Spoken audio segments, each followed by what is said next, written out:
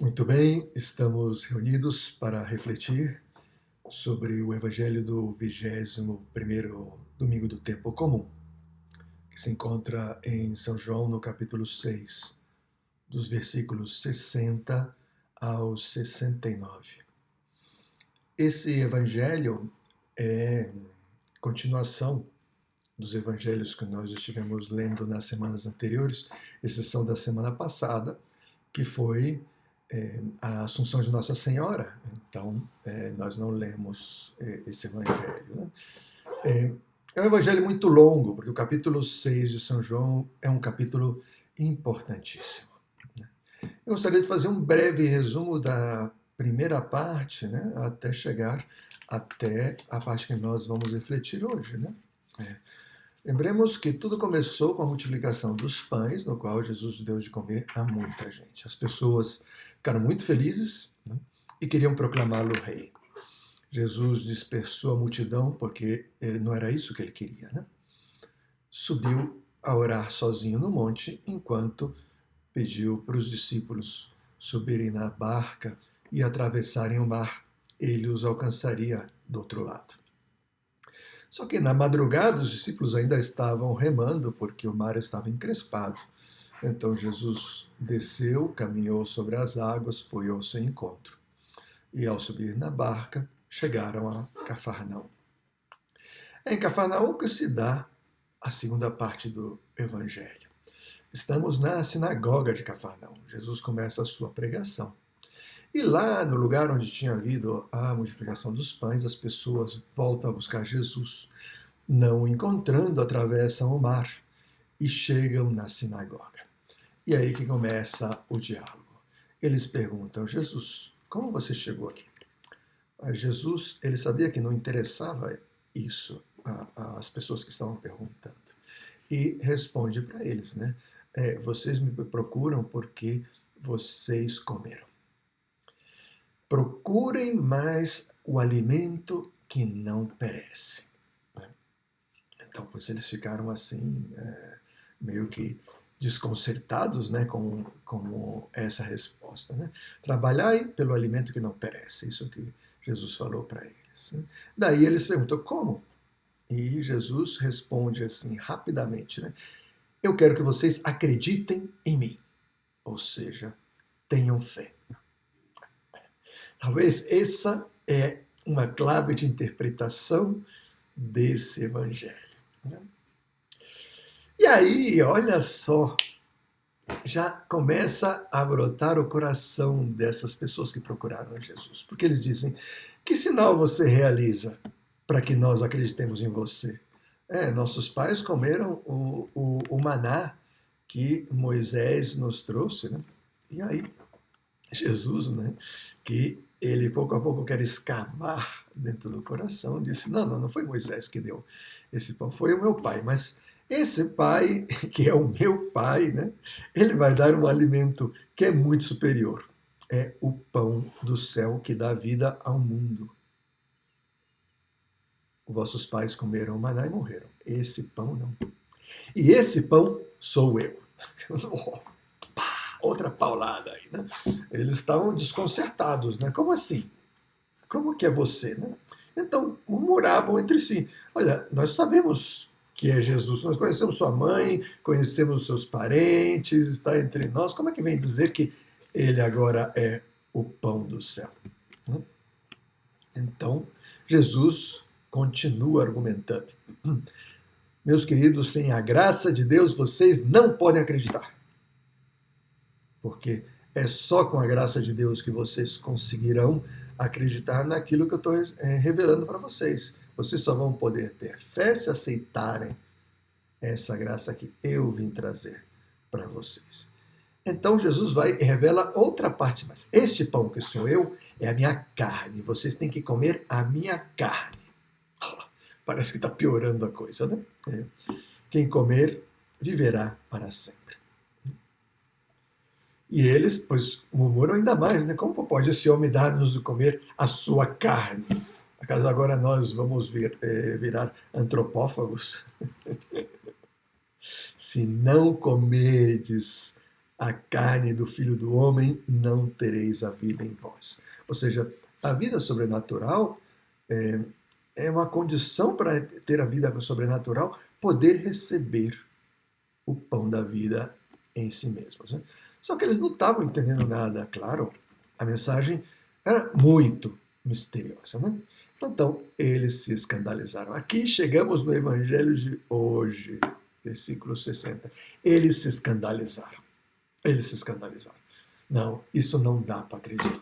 Isso não dá para aceitar. Isso ultrapassa todos os limites. Primeiro ele quer que nós acreditemos nele, depois diz que ele é o Filho do Pai, que ele é o pão da vida, que esse pão da vida é a sua carne e nós temos que comer a sua carne para ter a vida. Não, não dá.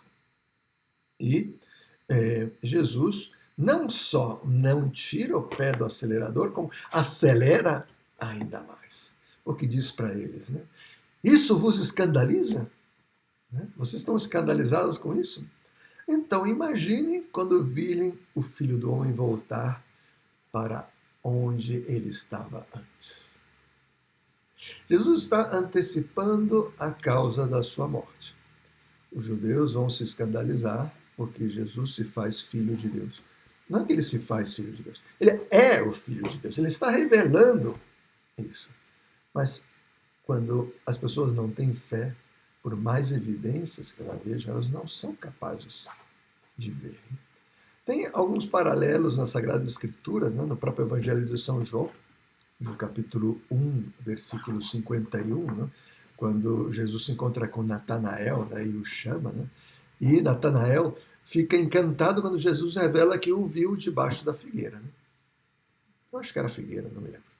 E aí Jesus responde para ele dizendo, você ficou encantado com isso? Imagina quando você vira o Filho do Homem e os anjos subindo e descendo sobre ele. Né? Ou seja, é a mesma coisa que Jesus disse agora para os judeus, só que de outra maneira. Né? Enquanto que para Natanael aquilo reforçou a sua fé, para os judeus serviu de escândalo.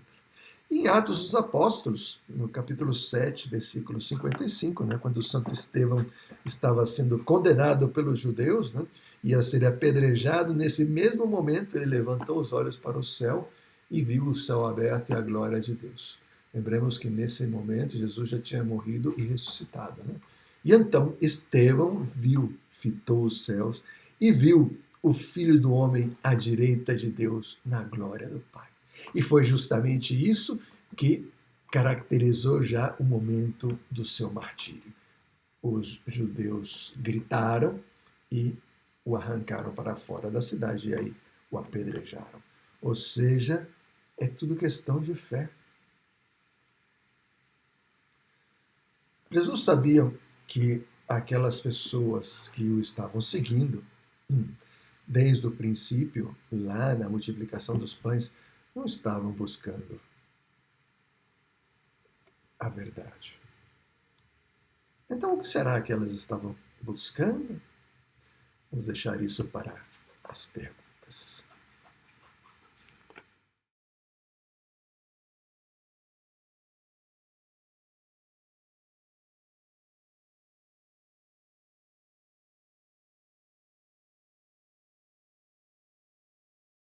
Bom, vamos responder as perguntas. Não? A primeira pergunta, por que os judeus se escandalizaram de Jesus? Pois é. Né? Talvez porque em nenhum momento eles queriam saber quem era Jesus. Talvez porque em nenhum momento eles queriam saber a verdade. Talvez porque eles estavam seguindo Jesus por interesse, porque Jesus lhes deu de comer. Jesus lhes saciou uma necessidade que eles tinham. Então, eles estavam atrás de Jesus. E quando Jesus não correspondeu mais ao que eles queriam, eles se escandalizaram. Será que nós podemos aplicar isso também na nossa vida? Né? Muitas vezes somos nós que estamos dizendo para Deus como Ele deve se comportar para que nós acreditemos nele. Nós colocamos para Ele provas, nós fazemos perguntas, nós nos escandalizamos quando acontecem coisas que nós achamos que não deveriam acontecer se Deus existisse, se Deus é bom, etc. E não vamos atrás da verdade. não somos capazes de colocar de lado o nosso critério e abraçar o critério de Deus, com fé, dizendo para Ele: Senhor, eu não entendo nada, me ajuda, me concede o dom da fé para que eu possa compreender a verdade que você quer me revelar. Então, talvez esse era o grande motivo pelo qual os judeus se escandalizaram. E pode ser que seja o motivo pelo qual, algumas vezes ou muitas vezes, eu me tenha escandalizado também com Deus, com Jesus Cristo ou com a revelação que nos chegou através da Igreja Católica. Já a segunda pergunta: por que Jesus não fez nada para impedir que esses discípulos fossem embora? Parece falta de caridade, né? Ele não veio para salvar todo mundo, de repente esses aí estavam indo embora, Jesus não só não faz nada para impedir, mas ele ainda acelera mais, né? Porque chega para os apóstolos, que eram os únicos que tinham permanecido, né? E pergunta para eles: vocês também não querem ir embora? É que Jesus ele queria manifestar, em primeiro lugar, a sua absoluta liberdade. Ele não veio para satisfazer-nos. Ele não é um Deus à la carte, que nós chegamos e dizemos para ele o que nós queremos e ele vem e pum, faz. Porque então nós nos colocamos no lugar de Deus e ele se coloca no lugar do homem. Que negócio é esse? Ah, nós somos muito pequenos. Jesus nos queria ajudar a dar esse passo. É óbvio que ao longo da vida dessas pessoas, o Espírito Santo os buscará de outra maneira, mas não naquele momento. Talvez seria vendo os sofrimentos de Cristo. Talvez seria quando chegasse o sofrimento das suas próprias vidas. Eles se dariam conta de que me interessa se eles comiam pão. O que eles precisavam mesmo era do pão do céu. Então Jesus, ele não podia rebaixar a sua mensagem sobre o perigo, o risco de que nós nunca descobríssemos a verdade e nunca fôssemos atrás da verdade e nunca nos salvássemos. Confiemos muito em Deus, confiemos muito em Jesus. Peçamos que Ele nos conceda o dom da fé. Ele quer nos salvar. Ele quer nos iluminar.